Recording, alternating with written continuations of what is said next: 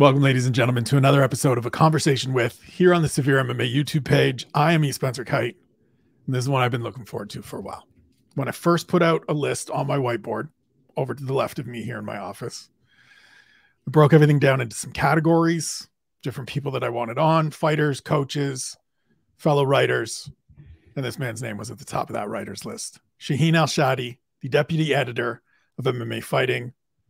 There again, well-traveled, man of many things, the man in The Man and the Myth. We already had the myth on, so now we have the man on.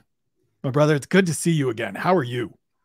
What an introduction. I'm doing wonderful. It's great to be here. I didn't realize I was the second of the Chuck Sean combo to come in, so I'm happy to come in behind my man there. Also, what is it about us writers and whiteboards? Because I have a whiteboard literally right here to my right. I don't know why. I mean, I've had one from the get-go. For me, I'm a visual processor.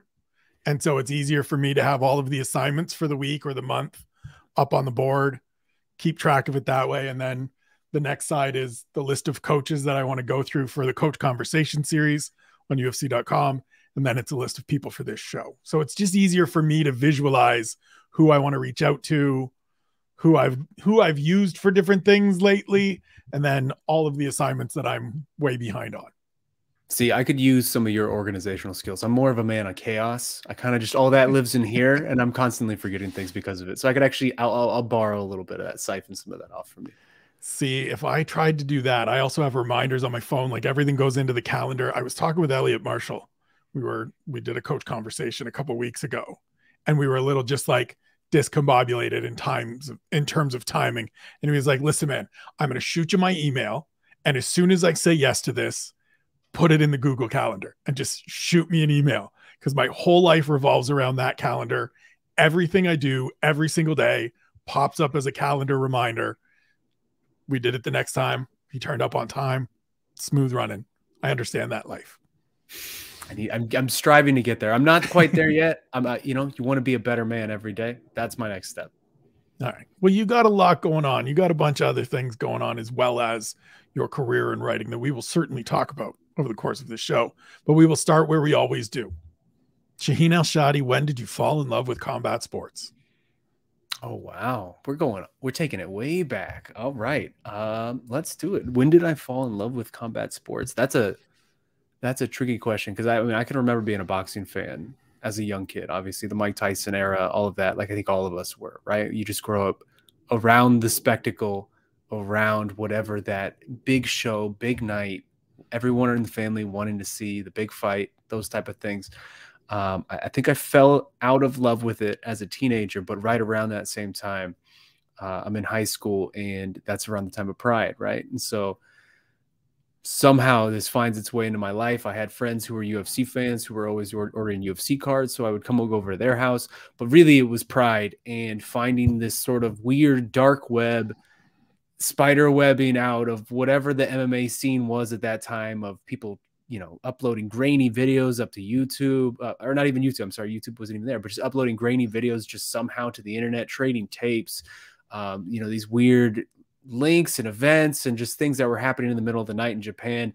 And just the spectacle, whatever that spectacle was, it appealed to my nature. Like one of my earliest memories of in high school, just even around that time, is stumbling. I don't even know where it would have been. Maybe ESPN, maybe like a Fox Sports Network or something, of just stumbling onto Ernesto Hoost versus Bob Sapp. And it was just like the wildest thing I've ever seen in my life. And it was just that it was a constant stream of those type of just stumbling onto whatever this was. And eventually I had just stumbled onto it so many times that I started just really becoming ingrained in it, deep into it. I had a lot, you're a kid, you have a lot of free time. You don't have many responsibilities. And so I just went all into it. And, again, I had friends who were ordering UFC cards, and it was the era of Tim Sylvia. So a lot of those UFC cards kind of sucked. But for the most part, man, like I was just all in. Like the moment I saw that, I was all in, and it just I didn't expect it to take over my life in the way that it did. But I consider myself very lucky to find the way that I did find. Yeah, you and me both, with not expecting it to take over life the way it did. It has absolutely taken over life. We will talk about the takeovers of life. I know that writing wasn't necessarily a thing that you originally sought out or thought about as a career path. Very similar to me. You went to university, you're going through and you're like, I'm not sure. We'll do this English degree. I went through, I've got a psychology degree that's somewhere around here. And we just fall into these things. Your first writing, if I remember correctly from doing my research, is covering the Phoenix Mercury. Yes. And if I recall, your quote that I may attribute to you wasn't a big WNBA fan. Dude, you got a chance to cover the GOAT. Shouts to Diana Taurasi. Absolutely. One of the coldest hoopers of all time. Stone cold. And even back then, she would trash talk us as reporters and all of it. Like it was an awesome experience, man. Because you're right. I sort of stumbled into an opportunity as an intern while I was in college. It was my last year of college, and I was kind of done with school at that point because, you know, you go through this and it's just like, what am I going to use any of this for? I was like studying political science on the side, like all of this. I went through like, going to be a lawyer. I'm going to be this. I'm going to be that. I had no idea what I'm doing. I was just sort of spinning my wheels. And so I just randomly end up stumbling into this internship for this Phoenix website. And it's the editor at the time, his name is Seth Pollock. He's still with SB Nation. Man, launched my career. I can't thank him enough. He had a really good idea of how to bring up young talent. And his thing for me was, you need to get comfortable in the setting, because I didn't go to journalism school. I was never dreaming of being a reporter. I wasn't in that world. So he's just like, throw me basically into the locker room of the Phoenix Mercury and just figure it out. Like, talk to these athletes, all of whom are much bigger than me. Like I'm a 6-foot man and they're still like much bigger than me. Talk to these athletes, figure out how to navigate through this space. And that experience of, for that season, covering those games, access to the locker room, post-game interviews. I always say post-game interviews, pre-game interviews, those type of things, creating features. All of that sort of began in that Phoenix Mercury locker room. And it was an incredible, invaluable experience. And also, man, like it really, truly, like, I don't know, there's a lot of guys who come into that with a bias of like, this is the lesser form of basketball. But like, man, those are the highest level athletes in the world at their given trade, right? Like those women were utterly incredible and could have busted my ass anytime they wanted to in a game of 7, a game of 21, whatever. It wouldn't have even been a competition. And so just being able to experience that, appreciate the talent that was in front of me, and just really get those reps was incredible experience, because it all is the reps, right? Like the reps, ultimately everything comes back to the reps, is getting comfortable in that space. And that was just, I couldn't have asked for a better start, or a starting line, I should say. Yeah. So getting those reps and covering the Mercury turns into doing basically the news desk job. Yeah, man. It's not a thing that anybody necessarily sets out as the like, man, no. You know what I want to do? I want to be the guy that has to put out 3 to 4 pieces an hour, 4 to 5 pieces an hour, just these 400-word hitters for 6, 7, 8, 9, 10 hours a day. But it's invaluable. What did it teach you about yourself? What did it teach you about this craft and this business that prepared you to get to where you are today? That is a good question, because I think there's a couple elements to it, right? One was just the hard work.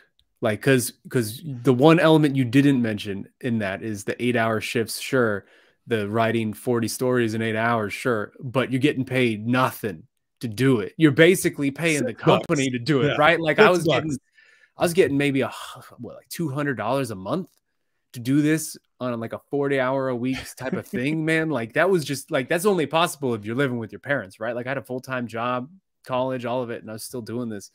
It teaches you hard work, and it teaches you efficiency in words, efficiency in writing, efficiency in understanding how to, hey, I have 4 things that I need to get done or get across in whatever this story piece, 400-word thing is.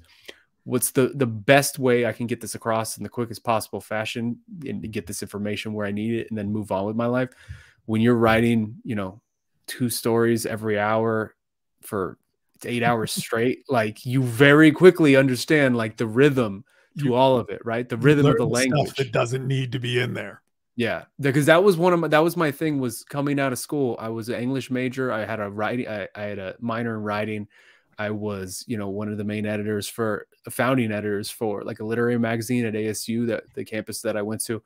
And so I was like coming from a creative writing space where flowery language and just, you know, way overboard on like something that could be one sentence ends up being 8 sentences. And it's just, look at all this beautiful words and language and just all of this. It's so, I'm such a great writer. Can you tell me how great I am type of writing? And then you go right from that to news desk. And it's just like, bro, whatever this is, cut this by 75% because this is obscene. No one wants to read this. That was incredibly valuable because that was something that I learned very early on, and it took me a long time to figure out. And I still feel like I struggle with it some degree now, even still. But just the fact that more is less is more, right? With writing, that's the number one rule. Less is more. The way to write in a way that people can understand it, in a way that people can process it without having to think about what you're saying, and like just that whatever that is, that efficiency. That is the most important part. And I think that's the thing I see most when it comes to up and coming writers, guys who want to do the feature writing, guys who want to do the long forms, things like that. Just too much. You're trying to do too much with the space that you have, and learning that skill and being able to parse that down, that makes you a good editor, but it makes you a better writer too. So then news desk and MMA fandom collide. You get to do a piece on a strike force situation. Alistair Overeem drops out of the heavyweight tournament. Luke Thomas cusses you out and then realizes, wait a minute, this dude knows what he's talking about, and becomes sort of a guy that reps you, that you know, rallies for you and says, bring this kid with us. And then over the years, it's off to MMA fighting and work your way up through the morning report, which is being passed on, has now been passed on through several people. I think Jed, we're taping this on Thursday, March 2nd. I believe Jed Meshew tweeted this morning that it was his last morning report. So someone else will take that seat soon. It will continue to be passed on into our boy Drake Riggs. Our boy Drake Riggs, full time now. There you go. Into doing long form stories, into eventually getting in front of a camera, all of that stuff. When did you know? When did you think, hang on a minute, I think I've figured this out. I think I've really found something here. That this isn't just me churning out news desk stories. Now I'm at a spot where I'm comfortable. I'm surrounded by huge names in this industry, because when you landed at fighting, it's Ariel, it's Ben Folks, it's Michael David Smith, towers of the industry. It's hitters. When did you go, this is a good spot for me, and I think I can carve a lane for myself? Man, making me think back. But I mean, it's tough because as soon as I landed on MMA fighting, I very much lucked into it. I was in a right place at the right time to just sort of be glomming on to this all-star team. I was Christian Leitner out here with the dream team, where I very much didn't belong at all, but I just kind of somehow found my way into this spot. And so I think once I was there, I always had faith in my abilities to make the best of a situation and make something work. So once I was at fighting, I feel like that was when I knew, okay, like this is actually a career path that is viable. All these people who for the last 3 or 4 years have told me this is a very stupid idea and I'm wasting my time for no money. Like all of them, maybe they weren't right, because you do get to a point where like, what am I doing? Is everybody around me, are they right when they're saying these things? So it was like, okay, maybe this is my chance to actually make this into a career path.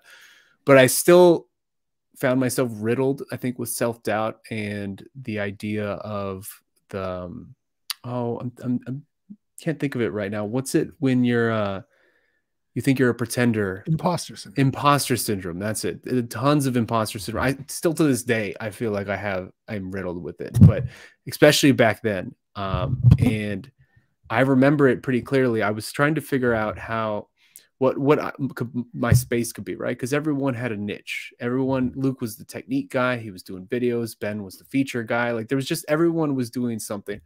So what was mine? And it was in 2012. Actually, my dad had just died pretty tragically. Like he took his own life, and it was just a whole thing that completely turned our world upside down within our whole family. And it just brought out a lot in me in terms of like emotions and wanting to really just like take this down a different road and maximize the time that I had, because you never know when stuff could end up in this world. And I think one of my first few things after that, after he passed away, was a chance to go to the MMA lab, which was right down the street from me and here in Arizona. and interview Benson Henderson. And it was right when Ben, I think, was either doing, I can't remember what it was, one of his title defenses. It was very early on in his title reign. And I had an opportunity to sort of sit down and do like a feature on like the creation of the gym and just all of this, one of those fly on the wall type of things. I remember it. I remember the piece. And Benson's Lab, I still remember the title of it. And that came out and people really seemed to, at least it got a good reaction for the most part. Like, you know, Benson's not Conor McGregor, but like it certainly hit a niche in a way that was like, oh, okay, like this makes sense to me. Like whatever the creative writing person from college, taking that skill and doing it in a different way and transforming it sort of in the same way that I would see these Gary Smith articles growing up on Sports Illustrated and all that. I idolized these people. And so it was like the idea of translating that suddenly clicked. And I think right around that time, I maybe did something with Jens Pulver as well. And I did something with Roger Huerta, two guys who were fighting for one championship because it was good. It was easy to get access to one championship guys. And I did similar type of deep dive emotional storytelling with those guys too. And everything that I was doing in that time, people seemed to enjoy, and it was working for the most part. And so it was a very confluence of like, I don't know, 6 months of like the couple of these things in a row of just like, okay, like maybe this is something, this feels like this has something. It's one of those things where you stumble upon it and all of a sudden you're looking at it and it's just like, okay, like I think I can make this be my thing for the most part. So we're going to dive into those at some point and keep on this journey. But I want to go back to the imposter syndrome thing. It's something you and I have spoken about privately in our friendship at times. And it's something that I'm sure there are people watching this that are like, this is the thing that everybody says. And it's right. You see actors do interviews and, oh, I feel, I understand it. I live it myself all the time. What is it for you? How does it manifest? What is it for you that gives you that moment or those moments of, man, at some point, somebody's going to find out that I don't know what the hell I'm talking about. And all of this is going to come crumbling down. Because a lot of us have it. And it's a thing that, truthfully, for me, there are days where I have to go, it may come crashing down, but I'm going to do this anyways. And if this is the day that I get caught, this is the day that I get caught. Now, thankfully, it hasn't come. Gotten better at understanding and believing that I'm pretty okay at this stuff, but doing it for long enough now and the checks continue to come in. But there's still those moments. What is it for you that sets it off? And how do you kind of coach yourself and talk yourself out of it?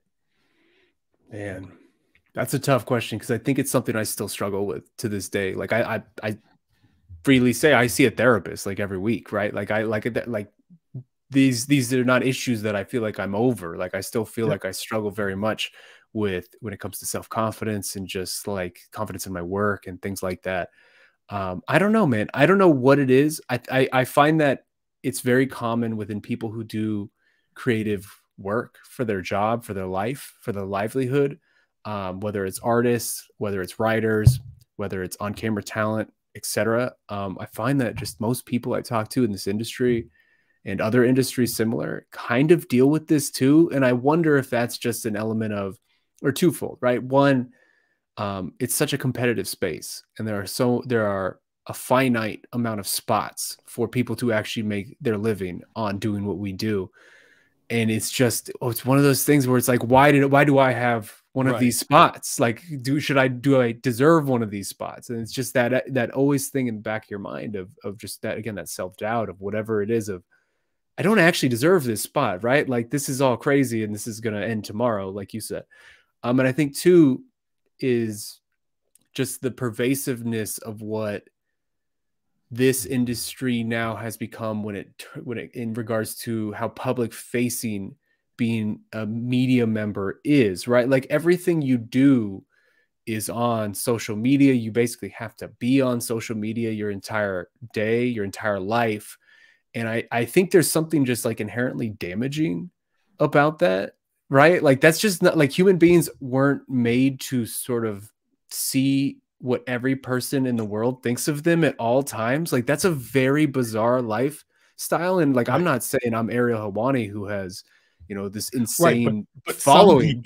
Some people are made for it. Some people it's life to them. It's oxygen to them. And they're used to it and it's what they sought out. And like, not saying Ariel is, you know, not saying anything bad about Ariel in this regard, but he's gone through life preparing to be, wanting to This be person, Bob wanting to be this Costas, person. wanting Whereas to be Ariel Helwani. I always joke, we mentioned Chuck. I always used to joke with Chuck when we worked together of just like, I very much pine for like, I should have been a 1960s Sports Illustrated writer. Yeah. Like you should have just never heard from me for months on end until I come out with a banger on the front page of the magazine. And then I go in hiding again for the next like 3 months. Like that's the lifestyle that really like fits the way my brain works.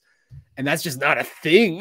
Like that's not a thing that exists in this world anymore, it seems like. So I mean, look, I'm 14 years into this, and it's taken till this past 12 months for me to sit down in front of a camera regularly, even though the last number of years our industry has been saying, stop hitting those keys and put yourself on audio or in front of a camera, because this is where we're going. It still doesn't feel natural. It still doesn't feel. And then the social media part of it is, and I work, my therapist, anybody that watches the show or follows my work, know very well that I go to a therapist regularly as well. Therapy has saved my life. I still spend those days looking at stuff on Twitter and being like, oh, not enough views, not enough clicks, not enough like, and have to put it away, or else it's, see, nobody likes me. Yeah, 100%. I everything you just said, I echo. One of the things as you continued in that writing journey, those first few pieces, I think the first one that I remember as like Beyond the Bend one that was a real big, like, okay, this dude has something. This dude is on to something here, was the Jonathan Brookins piece. He had gone to India basically on a like, you know, go find myself journey. And you sat down with him. And Jonathan Brookins is a dude that didn't do media very much at all, wasn't really all that interested in talking to anybody, because he did want to go to India and just hang out and not do anything. That was one of them. You sort of then found that niche for yourself as this big long form feature writer, in depth, very detailed, tremendous pieces. The Night We Faced series has become, I think, fair to say, your calling card. Jose Aldo is still over your shoulder. Michael Bisping, Daniel Cormier. How did you come to decide or come to find that this is the thing where you can thrive? And walk me through maybe just a little bit of the process of one of those pieces, hours wise and just format wise for putting it together. Because I think it's a thing that people don't necessarily understand how much goes into this stuff. I mean, how did I find it? It's because it's what I grew up consuming. Like I was just a voracious reader of that stuff, man. Sports Illustrated would come to my house every week, and I would just get it and read it cover to cover that same day. Like that's what I did. Like it was just within my life at all points in times. I would get the daily newspaper every day at our house, and I would just read whatever I could read voraciously. Again, just the sports section. Like I was so in deep in that. And once it became a real opportunity in my life to like, oh, like that's actually something I could do too. Like I tried to take the ball and run with it. And you know, when it comes to the creation of those type of pieces, I wouldn't advise it for most people. Like I wouldn't advise it. It'll make you go crazy. And Chuck and I have talked about this at length of just like how putting those things together ruin your life for however long you're doing it. You will go insane. You will feel like you are losing your sanity, and you've read this thing 4,000 times and it takes you 30 minutes to read it. And it's just every time it's worse than the time before. And just it's the infinite number of hours that go into feeling like you're ready to put this out in the world, even though you're not ready. And it's just like one of those things where if you gave me an endless amount of time, I would still be sitting here tweaking every single one of those articles. I mean, I don't know if you asked me a specific question about, I guess, the process, I could tell you, but yeah, just I would not advise it for anybody. Give me a ballpark number of hours in terms of the interview process, and then the transcription process, which is the worst thing in the world, and then the actual like compilation writing process.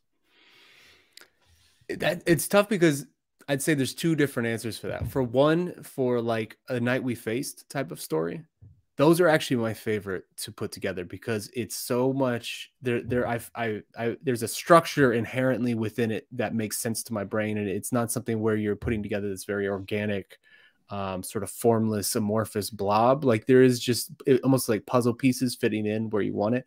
Those things, the most time goes into the interview / transcription process, because every single one of those Night We Faced interviews is probably like 45 minutes. Anytime I do those features, I always feel bad for the people who actually grant me these interviews. And I'm always extremely thankful for them because I'm asking you to probably talk about somebody who kicked your ass, which is just not something that like you're trying to relive on your Friday night. Can you remember that great night when Jose Aldo beat the hell out of you? Yeah, that's not how you're trying to spend your Thursday morning, you know, like, so like there's a barrier to entry going into that. And then, you know, I'll have a list of like 50 questions where I'm just trying to, most of those interviews they go as long as the other person will basically like their patience will allow it to, cause like, I'll just like, if you're up for talking an hour about Jose Aldo, like I'm going to take you up on that. And I'm going to push it to the absolute limits of how much your patience will take it. So the interview and then transcription process is brutal, because also too, with a oral history like that, every sentence is so valuable, right? So I essentially, like for some stories, you may transcribe 5 minutes of a 20-minute interview or 10 minutes of a 20-minute interview. For those, I'm transcribing 45 minutes of a 45-minute interview. Like I'm trying to get every single possible thing, because there are so many moments in creating those where you don't realize that something's going to be very important until it absolutely is, until you find sort of something to fit the puzzle piece that you need, whether it's a transition or it's a detail or it's just whatever. You never know what's going to end up being important. So I just basically transcribe the whole damn interview. And when you're doing that with 20 interviews, all of which are like an hour or 45 minutes or something like that, it's not a fun time. It's not. Are you like me? Like I want to put this out there for people to fully understand. Transcribing for me is essentially a like double the interview kind of timeline thing. Yeah. Lengthwise. Yeah. So if the interview's 30 minutes, it's 60 minutes to transcribe it. And so if you're doing 20 60-minute interviews, ladies and gentlemen, those are the kind of hours we're talking about. And that's before you sit down to actually put it all together and lay it all out properly, and then start doing your own edits before it goes to somebody else that is then going to be like, here, we need to move this around. 100%. What was the overall length of time for the Aldo piece? Because I'll say too, one thing like about the transcription of those pieces is I try, like have you used a transcription software or like a service before? I've used a service in the past. I don't know how you feel. I'm not a fan, but I don't like it. I'd rather do it myself, because I don't want to go back and have to edit something that I paid to get transcribed. And that's often the case. There's that. And then also I feel like I lose an element of personality and like just the personal nature of the interview, the conversation, by doing that, whether it's a comma goes here or an M dash goes here, or maybe, you know, there's ways to highlight this particular word, have particular emphasis on it. Like I feel like, or even in those Night We Faced, I like to leave in a lot of the things you shouldn't, of the, you know what I means, or the likes, or like the in-betweens, because then you can see how people are thinking while they're speaking, and it feels a little more conversational. And to me, that's cool. The actual time itself to make one of those, man. I mean, if you told me today, I mean, what's a good fight coming up? Well, if you told me today, do Alex Pereira Night We Faced, when is that fight? Is that's May? May, yeah. I could probably get it done. But it would be about that. I would be basically like tight, 2 months. like a 2 month. Yeah, like it would be a hard 2 months. I would not have a good time for 2 months, but it would get done. And so this is going to be a painful transition, I think, because as much as I love those pieces, as much as you love those pieces, as much as they are the things, as you said, we grew up on, we crave, we seek out. More and more our industry is saying, these are not the things we want, or our consumers, for that matter, are saying these are not the things we want. You were part of an all-star cast at The Athletic. Unfortunately, that venture did not last long.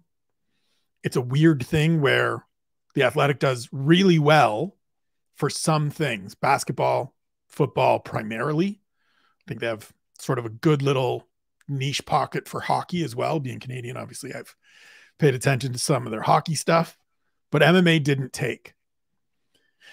Where are we at, in your opinion, as deputy editor of MMA Fighting, with sort of the landscape of MMA coverage, of MMA journalism and writing and content creation? What are we missing? What's the future? Where are we going? That's a big question, Spencer. Yeah. That is a big, big question. It's tough because in my eyes, I mean, maybe I am jaded and a bit biased because I was inside of it, but to me, the MMA experiment on The Athletic was working, and it was successful until it suddenly, basically, we got cut off at the knees at the pandemic, right? Like the timing of all of that just kind of obliterated that section. So I will interrupt briefly to say, as someone that wasn't inside of it and therefore isn't biased, well, I'm probably a little biased because I know all of you and I like all of you and I got to read great stuff. It was working. It was exactly what I wanted. And it was getting great numbers and great feedback and great subscriptions. Like we were in a fine place until all of a sudden this once in a generation sort of thing destroyed the media landscape, and MMA will always be the first on the chopping block when it comes to something like that. You're not taking out NBA, you're not taking an NHL, or I'm sorry, NFL. So it's tough, but I feel like that became almost this big indictment on like, oh, this is right. This is what people don't want, right? People don't want these long forms. People don't want this sort of like written experience anymore. Everything's visual, everything's audio. So I don't know. You asked me where we are as an industry. I think that can extend outward from just MMA. I think just as a whole, as a sports writing industry, we are at this very awkward sort of in between nebulous phase where you have a lot of people who are doing, I think, a lot of really great work, but also there's a significant lacking of the in-depth nature of some of the stuff that we grew up with, right? Like everything is so consumable and then disposable in a way that, as someone who again grew up consuming different media, that bums me out some days of just how consumable and disposable is, where everyone's out to get the 30-second clip, everyone's out to get the 20-second thing that's gonna pop big numbers on Twitter or Instagram or TikTok or whatever new thing comes out tomorrow. Like that's all this is at this point. And I don't know that that's changing. I think if anything, it's going to get more and more transactional and more just like superfluous in the way that we consume this stuff. Like you go from, you know, what was going on 10 years ago to just now with TikTok. Like, I don't know, are we just going to keep going on down further and further that line? It kind of seems like we are. So maybe it's on us to adjust and find different ways to transition along with it, but also to bring some level of deeper storytelling to it, and that sort of thing. But also, like, maybe I'm old fashioned, but I still feel like there's some sort of hunger out there for things that are a little more in depth. Whether it's like long form YouTube videos, long form stories, period, long form podcasts, audio narrative podcasts. Like our boy Mike Heck on MMA Fighting does tremendous work in the podcast space, putting together these really interesting deep dives. I feel like that's what's lacking right now when it comes to the sports media, is just the ability and time to take a little more time to do something special, because especially MMA, right? Like us more than anybody, because other sports have off seasons. NFL, you only have 17 games. NBA, there's all-star break. There's some games don't matter. Like the Suns just played Charlotte the other night. That game didn't matter other than the fact that, you know, KD debuted for the Suns, which is pretty cool. But like for the most part, like that game doesn't matter. And there's things you can skip if you're sort of being on that beat. MMA is every week. MMA is every single week, and there's no break. It's 52 weeks a year. Every single week there is something, whether it's Bellator, UFC, KSW, One Championship, whatever on down the line. Like every week there is going to be XYZ of the busy work that you have to do, just because that's sort of like people, there's the demand for that, of who won this fight. What does that mean for them? Where are they going to go from here? That sort of thing. So I think it's very easy for us as an industry to get caught. I would almost say being comfortable in that cycle, but also just busying ourselves with that cycle so much that there is not the time anymore for the special things, the things that go a little deeper, the things that go a little bit more than surface level, which if you ask me what's lacking in this industry, I think that's it. Is just whether it's videos, written, audio, anything like more of that, because all of that type of content makes us a smarter fan base, makes us a smarter community, makes us just a generally better, more well-enlightened community when it comes to what we're consuming. And it's just so tough when, you know, we're about to have, to break the fourth wall, we're recording this on John Jones fight week. So we're about to have this John Jones fight. And then we'll spend, you know, Sunday, Monday trying to figure out what all of this meant. And then by Tuesday, it's on to, you know, Cheeto versus Marab, like, or whatever, like we're doing. Like, it's just, or Peter Yan versus Marab. Like, it's just, it's so instantly transferable and again, consumable that I think it's so easy to get lost in that. I will continue to forever advocate for the UFC putting a bye week after every pay-per-view so that we can actually spend a full week sitting in it and just digesting everything. I think about it more and more with big events like this one on Saturday. I would love to see it, but you're right. It is by Tuesday, like Harry and I record the takeaways on Monday morning. It airs on Tuesday. And by Wednesday, I'm on here with one question for every fight for the next show. And it's the Saturday, and it makes it difficult. I appreciate that you shouted out Mike Heck for his long form podcast stuff. I think the last one is Dustin Lampros. Came out very recently. I think that is one of the areas, and I think it really is transferable from what you and I grew up on, what you and I love to consume, what you write exceptionally well, that even though people aren't necessarily going to sit and read those thousands of words, someone can commit them to an audio file or put a video together for it. Yourself and Casey Layden did a terrific one, sort of a short 6-minute one on John Jones going into this fight. Thank you. Yeah. Feels like the way to go. The challenge, or my question about the challenge, is if you are someone who is doing this solo, or you're someone that isn't at an outlet like MMA Fighting that has the availability to go, hey, Casey, can we do this thing? How do we get that into our field and into our world so that it starts taking more root and it starts becoming a more regular thing? I think that's the big question. Is it just hustle? Is it just finding the people that find the next Casey that'll do it on the side and love to cut video and put it together? I would say for aspiring people who want to be in this industry, you're actually in luck and you're in a good place compared to the people who are already in it, because you have the time, right? Like there are not these week by week demands on you to break down UFC Apex 4000 and then the next week's UFC Apex 4001. Like you're not in that, so you don't have to be dealing with that. If you're not in this already and you have all the free time in the world to work on something, make that something awesome, right? Like just take the time, and actually take the time that I think a lot of people don't have to really make it into something that is bigger than, hey, here's where this guy should fight next. Here's this fight breakdown. Because ultimately that's the type of stuff that will get you noticed. That's the type of stuff that will bring more eyes to whatever you're doing. Even just in it doesn't have to be written. It could be, like you said, audio, video, the YouTube deep dives that you can go on within the MMA space of just these hour-long YouTube deep dives or just real investigative stuff is tremendous, man. Like there are so many different outlets and ways now to get your message across and get your work across. It is easier now than it has ever been in the history of humanity to be discovered when it comes to this type of thing, right? Because it could just be small. It could be an Instagram post. It could be a tweet. It could just be whatever that could catch somebody's eye.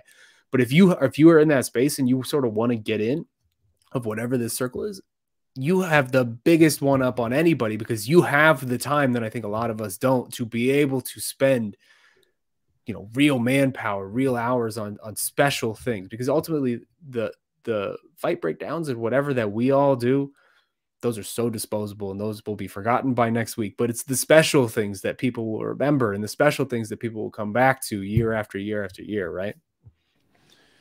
So we've gone heavy here for a little bit. We'll go a little bit easier here. You're obviously sitting in your office at home.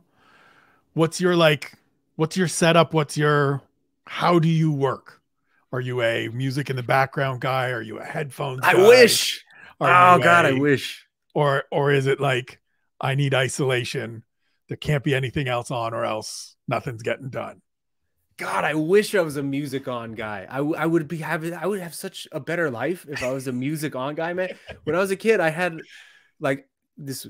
So many people are not going to understand the words that I'm about to say, but like LimeWire and SoulSeek and like Kazaa and like all these things were my lifeblood. Like I had a Zune with like hundreds of gigs of music that I downloaded on SoulSeek. I'm just saying, like, I would get SoulSeek and then get like 10 albums going, and then just go to school and then come back and those albums would be done and they're going right on the Zune. And I was a music fiend, and I feel like I've completely lost that part of my life because it's really hard to put words together when you're hearing words, or at least for me, like I can't do that at all. So I wish I was a music on background type of guy. No, I mean, I don't know. My work flow at this point is so different than it used to be because I feel like my responsibilities and sort of daily routine has changed so much, right? Like I don't write nearly as much as I used to. A lot of stuff now is fix that, okay? Fix trying, that, okay? Man. Just give me one every once in a while. I'm trying. Give me that fix every once in a while. Doesn't have to be a great big thing. Just to just come out and hit me with like 1,500 words that just like chop me down. I'll do it just for you, Spence. I'll do it just for you. Appreciate it. I'm trying though. I'm trying. Brian Tucker, let him flex a little bit. He's still got those skills. Are you kidding? Brian would love it if I write more. It's not a Brian thing. It's again just the demands of the week. All right. So the rest of you at MMA Fighting, leave him alone and let him write a little bit. But no, I mean daily routine is just, wake up, come to this office, stare at this computer screen all day. Maybe walk the dog in the middle of the day, but for the most part, man, like it is I won't ever complain because I have worked an office job, and working that office job made me realize that I cannot work an office job. Right. And that like I am lucky to live in a time where I don't have to work in an office job. So I will never ever complain about that. But working at home, working remote, working on your computer every day is a very weird, solitary, lonely lifestyle. I gotta say, man, it really is. Laptop or desktop? Gotta do laptop. Laptop. I part of me thinks a desktop would be cool, but also like, what am I gonna put a desktop together? Am I gonna try to like move this? Like it's just too much. Laptop, carry it around. Sometimes you can take it to the couch, take it to a chair, take it outside if you need to be outside. Change it up a bit, You can't have both. It is possible. You can have both. Can you though? Yeah, I've got both. Is that a real thing? I've got both. They're connected. They're synced. Anything I write here on the desktop automatically syncs to the laptop because of the same company. And so we just go downstairs when I want to go downstairs, when the dog's being an asshole and needs some attention. I go sit on the couch with him, and the workflow slows way down when I'm on the laptop because the TV goes on in the background and I hang out with the dog a little bit. But yeah, you can have both. You're saying, do I build one of these? What's the work split? What's the how much 50-50, 60-40? Like, what are you using more? I'm using my desktop a lot more. I spend a lot more time up here on my desktop in my office. So I don't write nearly as much as I used to. I do a lot more video. So it's sitting here in front of a camera. And then for written, it's probably 60-40 desktop to laptop. Just laptop is easy for like mapping everything out. I'll map most of my stuff out on my laptop, sit downstairs in the morning, have breakfast, cup of coffee, hang with the dog, say bye to my wife before she goes to work, lay out what I'm going to talk about on one question or 10 things or whatever it is. And then I'll come upstairs, pull that up here on the desktop, finish mapping it out, record the show, and away we go. And then when I'm doing my stuff for .com, it's all on the desktop because I need to have, everybody's Wikipedia page up and records and Fight Pass and all the different stuff so that I can pull the different ideas and, okay, where are they from and how old and all like that. And it's too clunky to me on a laptop to go around on the little like trackpad and figure it all out. I'm a mouse guy. I got the big new screen. I bought a new Mac in October, my own birthday present, and I love it. So I'm a desktop guy. I can understand that, but it feels like it's more about the diversification for you, and same with me because like I got two laptops, and then a screen, like a third monitor. Okay. So like, all right. so like I got like a battle station set up in All front of right. me that you can't really Okay. see, where it's like laptop here, monitor here. It's like a nice little spaceship.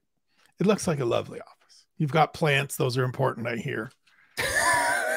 My wife did those. I can't even begin to say that I did those. Fair enough. Any secret talents? We know about the writing talent. We know about the writing skills. Wow. We know about the on air, the podcasting, but are there secret skills? Are there like Shaheen Al-Shatti can cook really well. Secret skills. He's great at painting. He's unbeknownst to anybody has a lovely voice singing. God, I wish. That is one of my all-time wishes. Like if you just gave me genie comes, you can't ask for anything stupid, but you can't ask to be better at certain things. Singing would be one of my top 3 by far. I have always been so jealous. What would be the other ones? That's a good question. I don't know. If you're just like instantly giving me the ability to do it at a high level, definitely cooking. Okay. Because that's just like something I've tried to learn several times. Right. And I just don't have the patience for it. But I want to, you know, like I went during the pandemic, I went through like a bread making phase. Because our boy Steven Morocco was a tremendous baker, and I was watching lots of Bake Off with my wife because we were just stuck in our house. And I went through a bread making phase, and I tried to go through cooking phases, made some falafel and various other things, but it's like I can't ever commit to it. So cooking would probably be one too. Okay. Singing definitely. Secret talents. I don't know, man. My whole life is MMA. Like what else do I even do? Hey, listen, like, this is all we got. Your answer right there is the exact same as Dan Hooker. Dan and I did this show several episodes ago. I was like, okay, so we all know the fighting talent. What other talents are there? He's like, nothing. This is it for me, man. Like if I couldn't do this, I would have nothing. I get up, I do this. I go home, I sleep, I come back and I do this. There's nothing else that I'm good at. I will say in my younger days, I was a pretty damn good basketball player. I have completely jujitsu totally destroyed my knees. So I have no ability to play basketball anymore. I can't even take a jog outside. But I used to be a really damn good basketball player. I went to state in track and high school. I could run, jump. I was hurdles. So I was like, I was just a big bruising Ben Wallace type of dude out there on the court. I was a mean MFer when I could still do that. So I miss that some days. And I don't know, man, like I can change a mean diaper right now. That's what I'm doing a lot of right now. Like we just had our baby boy in August. And it's been pretty much every waking moment of my life that I'm not working lately is just trying to spend it with that guy and just really enjoy the moments, because it's already happening. Like people tell you it happens so fast and that, you know, they grow up so fast and you don't actually understand what it means until it's just happening in front of you. And like to me, in my mind, we just had this little dude and he just started crawling this past week. And so now he's just crawling everywhere and he's a menace.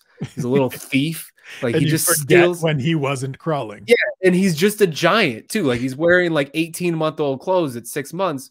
And so it's just like, where is this small little bundle of joy that we once had? Now I just have a maniac who's everywhere in my house at every moment in time, stealing every remote possible. He's just going for remotes and phones. I don't know why. He just wants the remote and he wants the phone because whatever people are holding. And then he'll just take it and like leave with it and just like, where did this TV remote just go, man? Like, how did you just do this? It was just right here. Now it's not. I love him. I love him to death. But yeah, now all my time, that's my hobby at this point, is just trying to make sure my kid doesn't put something stupid in his mouth. Keeping Q alive, keeping Q happy. One of the things to shift to a totally different tangent. One of the things I've written about and talked about a little bit lately is representation in the MMA space. We had a card at the start of February that was supposed to be in South Korea, ended up being at the UFC Apex for various different reasons, featured the Road to UFC competitors. One of the finales was an Indian fighter, Anshul Jubli, against a fighter from Indonesia, Jeka Saragi, Laura Sanko. I'm sorry to interrupt. The pronunciation right now. You asked for my third wish. That's the third wish. Being so good at pronunciation. I am terrible at pronunciation, Spencer, and you're making me feel worse because there's no way I could have just pulled off what you just did. So my brother went through radio and television arts here at a school in Toronto called Ryerson. Polytechnic. It's now something else. I can't remember what it's called now. It's where our guy Nick Baldwin went to.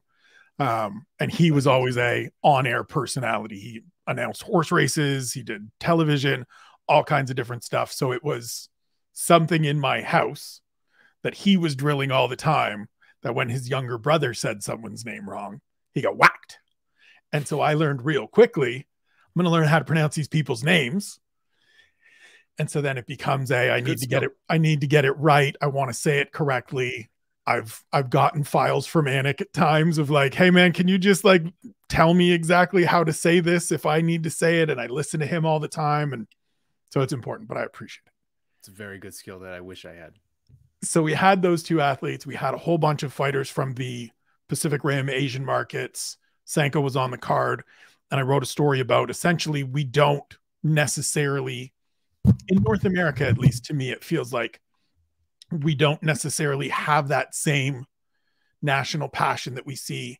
Even just last week, I know the first fight of the night, Nurullo Aliyev, they showed the fans in Tajikistan at middle of the morning out in some soccer stadium watching his fight. That's not happening in Canada. It's not happening in the United States for a fighter from either of our countries. And the reason I wanted to talk about representation, I have your name up on the screen, is Shaheen Al-Shatti. That is your name. Your Twitter handle is Sean Al-Shatti. Now, I understand that part of that is Twitter, and some dude has Shaheen Al-Shatti. But for a long time, you did introduce yourself. You were known fully as Sean. What was the choice there, and how difficult is it to not necessarily be able to see yourself, be yourself fully and completely, not only just in this space, but just in general at times? Because, like, look, I ain't been through it. White dude from Canada that looks like the rest of them. Sure. You, sir, I'm sure have gone through some challenges being of Middle Eastern heritage. I have gone through some, but I have certainly not gone through nearly as many as others. And I will be thankful of that, but also just be always aware that like whatever I have gone through, others have faced so much worse. I don't know, man. I've gone through a weird journey in my life with this name. Because you're right, it's something that I wasn't really comfortable with for a long time. I'm a first generation American on my dad's side. My dad came from Kuwait. He moved to America when he was in his 20s, and he seemed to do what it seems like a lot of people in Kuwait or Arab people do when they come over to America. They grab themselves a white woman and marry them up, and then all of a sudden you got people like me. And so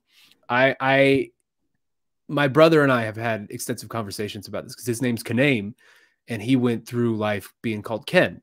And now he is a creative person. He's a visual artist. He's incredible. He's worked with Drake, Alicia Keys. Like he's the one you should be interviewing, frankly. He's much cooler than me. But the Al-Shatti family, just full of talent. He's nuts with how good he is with this stuff. But now he goes by Kanem. His artist name is Kanem. And it was a similar journey, I think, that I took where, I mean, man, I was in middle school when 9/11 happened. And already at that point, I had been Sean. Like when they put me in school, grade school, they put me in as Sean, even though Shaheen was my birth name, because the understanding at that time was whatever your life is going to be for these next 12 years, it will be significantly easier if we put you in as Sean rather than Shaheen. And I'm sure it was. I'm 100% sure it was. That's just like, that's kind of inarguable. But then, 9/11 happens when I'm in middle school. And especially from that point on, it was something that I was always hyper aware of and actually very self-conscious about, of almost trying to hide that half of my life, my heritage, just all of that, like almost just trying to push that to the side and act as if that wasn't a thing. Because I remember after that year, that is 2001, getting called all sorts of names in school, terrorists. I go a lot deeper and I'm not gonna, but like just like very offensive stuff. And it kind of follows for a little bit, just because that was the time we were in. There was a lot of anti-Arab sentiment in the world, especially at that time, and especially in the United States. And I don't know, I very vividly remember this incident. I don't know why this sticks in my head so much, but I was a junior in high school. And I was in high school in Florida. I went to high school in Florida for 1 year. My dad was working somewhere. And I don't know if it was my mom or my dad or both of them had thrown the idea out there of getting my name legally changed to Sean. And it was just, we were going to do it. It was a thing that we were doing. We were literally driving to the place to do it, or at least it was like to get it changed on my ID or something. It was something to that effect. I don't want to get it wrong, but we were driving to like the DMV or something to do it. And it just felt so wrong to me. And it felt so like I didn't understand why I had to do this to be accepted into whatever it is in the world that I was doing. And I remember we were almost there, and I just kind of like told my mom, like, we got to just turn around. Like, whatever this is just feels so deeply uncomfortable for me. And I'm not ready to do whatever this is. Like this is my name. Like, let's just figure it out. And I still went by Sean for really like most of my life, like really until the last like 5 years, man. Like, I think once my dad died, that kind of maybe reawakened some idea of pride in myself. Because after that, like I had already been to Kuwait a couple times before that, but after that, me and my brother went to Kuwait and spent a lot of time with family to try to heal and just figure out what this new world was without him and things like that. And really immersed ourselves with our family and culture and things like that. And I think we came out of that with a real renewed sense of who we are and who we should be, and pride in that name, because I love my name now. Like, if you asked me 10 years ago, I wouldn't have said that, but I absolutely love my name now. And if I introduce myself to someone new, I will introduce myself as Shaheen. And my own nickname that a lot of people call me now is Heen, like just the last 4 letters. Like, it's a very new thing for me still, even these last couple of years. But I wish I could get that damn Twitter handle. I wish I could get that thing's been inactive forever. I assume you've tried. Oh, I mean, I've tried with whatever that means, right? Like, right. What can you actually do? But yeah, but it's something that I think I'm still working on. Same with my brother. And I think it's something that I think a lot of people in this country and both in just North America in general could probably relate to, of just this idea of being half in one world and half in another, and not really understanding where you fit in until you're an adult. And you understand that, like, it doesn't matter. Like, I'm both. I can represent both sides and feel good about it and feel proud about it. Yeah, man. I don't know. That's a good question though. And I think it's certainly something that, like, I have plenty of emails in my inbox over the years of anti-Arab sentiment. Even though I feel like I'm a pretty harmless guy. Like, I don't know that I'm a hot take artist who's always just upsetting people. Right. So like, I had to really say something to bother you to send me this. But again, I'm sure it pales in comparison, the frequency and the volume and the number, than some of our coworkers and colleagues in this industry. So I will never complain about it. I'll never, unless something's really, really bad, then maybe I'll blast it on Twitter. But for the most part, like, I have the thickest skin in the world when it comes to that stuff at this point. How big of a moment was it for you for UFC 242 fight week to be in the Middle East, to do Arabic television? Full garb, full outfit, full distasha, Shaheen Al-Shatti on TV, speaking about the thing that he is passionate about, the thing that he is an expert in, being recognized as who you are, for what you are amongst your people, but also within this industry, where I don't say this because you're sitting across a camera screen from me or because we are friends. You are one of the titans of this. You are one of the best to do this, dude. What did that mean to have that opportunity? Check's already in the mail. Don't worry, Spencer. I got you. We've made enough trades in our fantasy basketball league that I understand how much you appreciate me and how close we are. We'll continue to do that. That's all I need as payment for bigging you up. You know I feel that way regardless. Literally, as we were having this conversation, someone from that basketball league texted me trying to get a trade going. I'm pretty sure the trade deadline just happened. Like, probably, yeah. Too late. We're probably a couple hours away. No, first of all, I very much appreciate those kind words. I don't see myself in that light, and I wish I maybe could, because I think my mental health would probably be a little better if I did, but I very much appreciate them coming from you, someone I immensely respect, and it means a lot to hear that. That was a very cool experience, I will say. That first, I think, what was it? It was Abu Dhabi. That was the first Abu Dhabi card, right? That was a cool experience, just being able to be, like you said, on Arabic television, full distasha, because that was one of the few times, like, my dad died before any of this really took off. My dad died not really knowing whether the career path his son decided to take was going to work out. And yet he was always my biggest cheerleader this whole way through anything, right? Like when I was a kid, he was my biggest cheerleader. When I was trying to figure it out in college, he was my biggest cheerleader. At various points in my life, I would be working at Sears or whatever, like doing these crappy jobs. And I would just come home and want to quit and not have any sense of what I was doing. And he would always support, like, hey man, if you're not feeling it, go do something else that you're feeling. Like he was always that guy.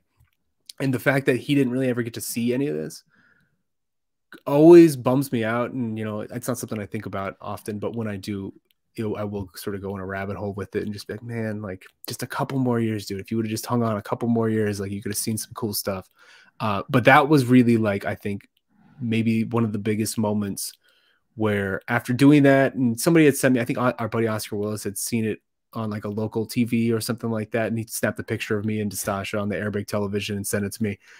And just looking at that picture and just being like, man, like I could have, if I had sent this to my dad right now, it would have just been such an insane confluence of like events that to come together for this guy. He would have been so proud on like such a profound level of like whatever this, how, like, dude, this worked out. Like all of this stuff that you didn't know if it was going to work out, like it completely worked out. I think that moment is definitely like right up there with just like, that was one where I sat back and was like, man, like we kind of did it, Dad. Like, I hope you're proud of me. I know you're proud of me because I was gonna say he definitely would have. Like he would have gotten such a kick out of that, man. He would have gotten such a kick out of it. You and I both know that Dr. Shaheen Al-Shatti is very much proud of his son and what he has accomplished. Look at you throwing the doctor in. Good job. I got you, man. I do my prep. Doing your research. I do my prep. So that was a cool moment. That was a once in a lifetime moment. What has been your favorite moment or experience in covering these events live? Easy. And watching these fights. Okay, let's go. Easy. You were there. I'm pretty sure you were there. Do you know what I'm about to say? I mean, you're going to say UFC 194 where Shaheen Al-Shatti runs into the media room. Now, let me set this picture, okay? MGM Grand Garden Arena.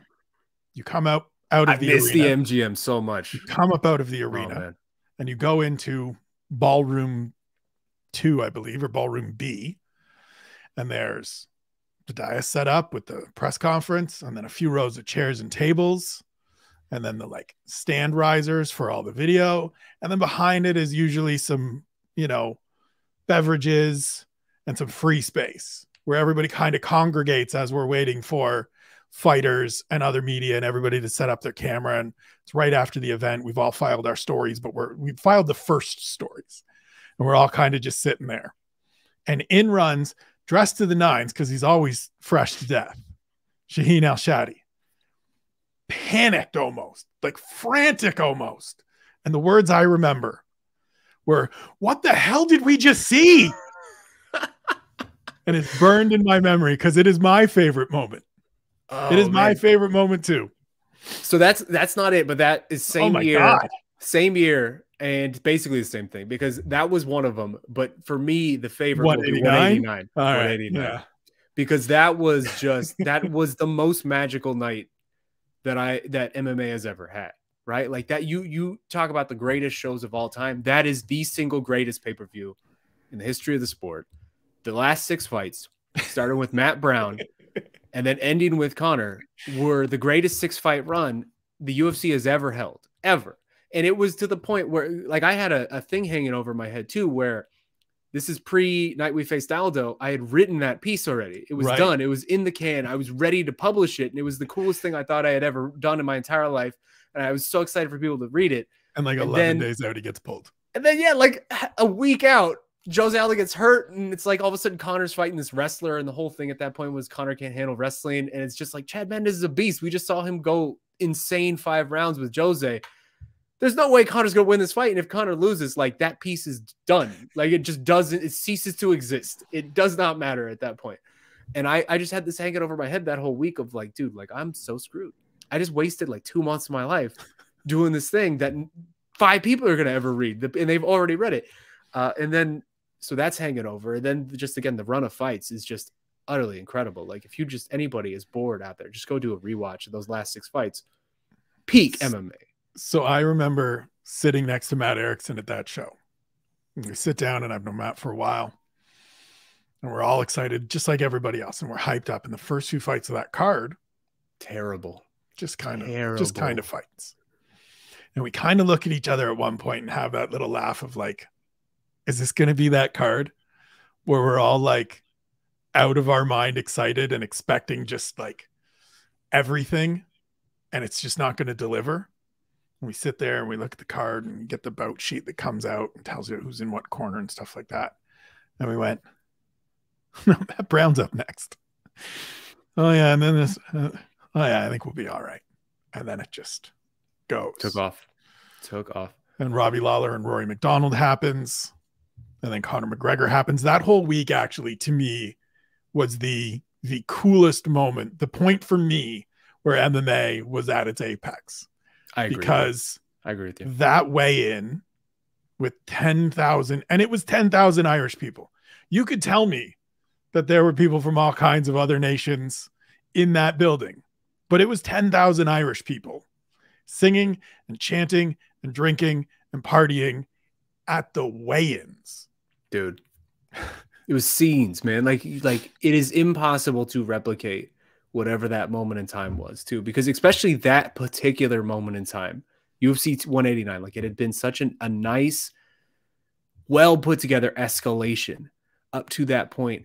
And that was really the one event, because that was supposed to be Conor Aldo, where all of the Irish faithful had not yet made the trek to Las Vegas. So that was going to be the event where everybody makes the trek, and then the fight falls out. They already have their tickets. They already have their hotels booked, whatever. They came anyway. Yeah. And it was diminishing returns from that point on, because you could only do that so many times, right? That's so expensive. Right. To come 194 was the bigger moment in terms of achievement, but fewer people because it's 6 months later and you can't just jump on a plane and go to Vegas again. And so whatever that 189 feeling was that whole week was so ridiculously incredible. It was something that it was really, truly once in a lifetime. And then just, again, the fight night plays out. And I remember Conor winning, and I think it was Jeremy Botter, our good friend Jeremy, who was right next to me on press row. And again, I have this Jose Aldo thing hanging over me. So like, I'm not one to root for fighters. Like, I'm not going to root for outcomes, but I was rooting for Conor so damn hard that night because I need this thing to work out. And Conor loses that first round pretty hard, and then he wins the fight in the second. And I turned to Jeremy. I was like, oh my God, he did it. I still have it. It's still alive. Like, I was freaking out. And just the combined, all of the fights of that last run, utter magic, man. It was again, you asked favorite experiences on the road, favorite experiences in this industry that week, and then that night in particular takes the cake. It will never be in my mind better than it was during that year, that run, all of that. Like, that was just a singular thing. And to the point where I haven't ever looked it back up, but I'm pretty sure I almost cried on the MMA Fighting post-fight show about how beautiful the night was. Like, I was almost emotional with overcome by how crazy that whole day was. Yeah, I had a 2-year run where I was doing most North American pay-per-views, and it just so happened to coincide with that run. I don't travel that much anymore. Very, very seldom. Same, yeah. But like, I feel pretty fortunate to have been through those. I will never forget 194, that main event, getting ready to start, and just having this weird little feeling of, you know what? I'm not tweeting anything. I'm not prepping anything as I'm writing. I just want to sit. We've been waiting for this fight now for a year, because January was beat Dennis Seaver in Boston and set it up. We had the summer wear false start. World tour. I just want to see this happen. I'm just going to close my laptop and enjoy this. And I did this one. And 13 seconds later, the fight ended. And I now remember and can see it, because you can go and watch it back. The camera actually shows Media Row behind Conor when he throws that punch. And so many people, unfortunately, are stuck in their laptop and then do this when you hear the roar of the crowd. And I will never forget just whatever it was that made me go, just close your damn laptop and take this in. Yeah, and then out comes Conor at the press conference and just holds court. And it's, yeah. And before that, you came running in dressed to the nines. What did we? What the? Covered in beer. Just our whole, me and Chuck, both of our suits are just drenched in beer. Crazy times. Good Crazy. times. I miss the MGM, man. The MGM had a magic to it and a history to it that feels so not there anymore, right? Like this is so old manish coming off the couch complaining about the kids on his lawn, but just like that venue is so deeply ingrained in combat sports, and it meant so much to so many people. And now just the T-Mobile is just so sterile. I haven't done a T-Mobile show. So the last like my Vegas is the MGM Grand, and rest in peace Hooters Hotel across the street. Stay $2 blackjack, baby. Stay for cheap, blackjack. Walk across the street, man. And Coco's next door for breakfast. I will let you get out of here. We'll swing it away from MMA for a little bit. We will touch on your beloved Phoenix Suns. Oh, let's go, Spence. Let's go. They just traded for Kevin Durant. Where is the excitement level? Really did. On a scale of 1 to 10, where is the excitement? Where is the, or are you doing the long suffering fan thing where you're like, I can't. No. Okay. No. It's the excitement. The excitement is in like the excitement is a number that does not exist in our human concept of numbers. So the excitement level is the same excitement level of Shaheen Al-Shatti at the Phoenix Suns game against the Dallas Mavericks. Oh, it's Taugif. It's Taugif times 100. Look, I don't know how much people are gifts of all time, by the way. I'm so happy that GIF exists in the world. I don't know how many people are going to even care about this, but I'm just going to go on a rant right now. We have the greatest team in the history of the franchise now. Like that's just inarguable. We have the greatest player that has ever played in the history of the franchise. The Phoenix Suns are a very successful franchise who are actually one of the most successful franchises in the history of the National Basketball Association. One of the longest tenured. Like we're not there with the originals, but we were like one of the first expansion teams. We were very good for a very long time, but we were the Utah Jazz good. We were the good that like we're going to be in the conversation every year. We're going to kind of be around, but you don't actually need to worry about us at all. I think up until like 10 years ago, when we started just being the worst team in the league every single year, we were like the 4th best winning percentage of all time. I think we're down to like 7th or 8th now because we had some really rough years for a while. But like that is my entire life, is knowing the Suns as a good team who's going to let me down. That's all it is. A good team who, and ultimately when we're in that moment, we're going to choke and some terrible shit is about to happen to us too. Right? Like you have my first finals, Charles Barkley, Michael Jordan, probably the greatest single player performance from a losing player until LeBron James in these Warriors series by Charles Barkley, just putting up 45 and 20s every night and getting out-dueled by the greatest player to ever live. Didn't stand a chance, losing 6. And so then we get the Nash run where like, again, all of a sudden we're really fun. We're changing the league. Everyone loves us. Every single year, something utterly stupid happens, whether it's Joe Johnson breaking his face, whether it's Amari Stoudemire and Boris Diaw getting suspended for the stupidest reason anybody's ever gotten suspended in big game in like a big game situation ever. When there's actual footage of Tim Duncan stepping off the bench, like that same exact game for some other, I'm not even gonna go down that rabbit hole, but like so many different heartbreaks, man. Amari Stoudemire tearing his knee, like every single year it was something. Every single time we were about to be there, something stupid happened. We have a magical run where we make it all the way to the Western Conference Finals, and then Kobe Bryant, one of the clutch players of all time, airballs a game-winning shot in the clutch, and it falls right into the fingertips of effing Ron Artest. Ron Artest, man, are you kidding me? Ron Artest could have sink us, and then we lose in Game 6 in this series where we should have gone to the finals and just crushed Boston. Like it was, my whole life is such disappointment. And then we that's like the first 2/3 of my life is like almost getting there and then not getting there.